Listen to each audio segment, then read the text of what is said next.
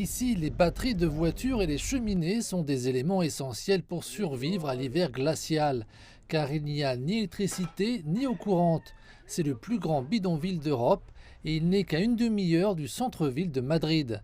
L'énergie et l'approvisionnement en eau ont été coupés à Canadien Real parce que le gouvernement régional a déclaré que la zone était utilisée par des trafiquants de drogue pour cultiver des plantations de marijuana.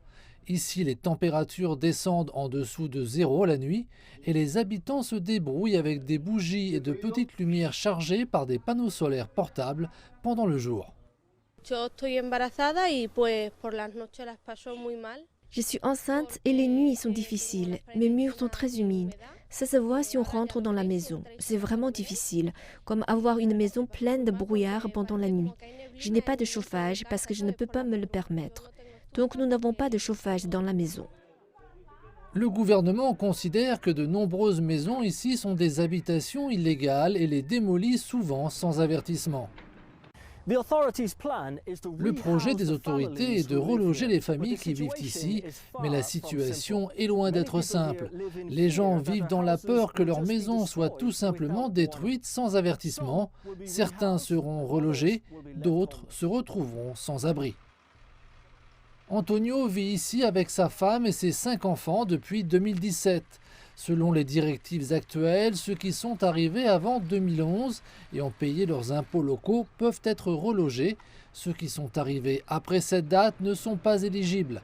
Antonio craint que sa maison ne soit la prochaine à être démolie.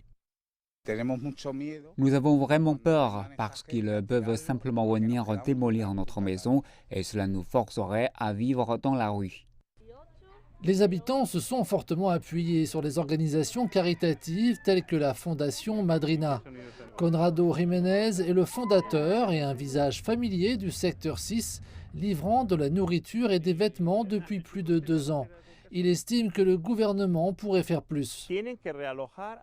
Les autorités doivent négocier avec chaque famille, respecter leurs préoccupations. Certaines familles ont payé leurs impôts et ont fait tout ce qui était nécessaire. Ils devraient parler à chaque famille et chercher une solution pour chacune d'entre elles. C'est pour cela que nous essayons de les aider. Cela n'a pas été fait jusqu'à présent et c'est pourquoi nous avons tous ces problèmes maintenant. Les autorités ont déclaré qu'elles s'efforçaient de résoudre les problèmes avec les familles les plus nécessiteuses. Antonio Pardo et sa famille n'ont pas eu de réponse à leur demande de relogement et ils pensent que le temps pourrait manquer avant de trouver une solution.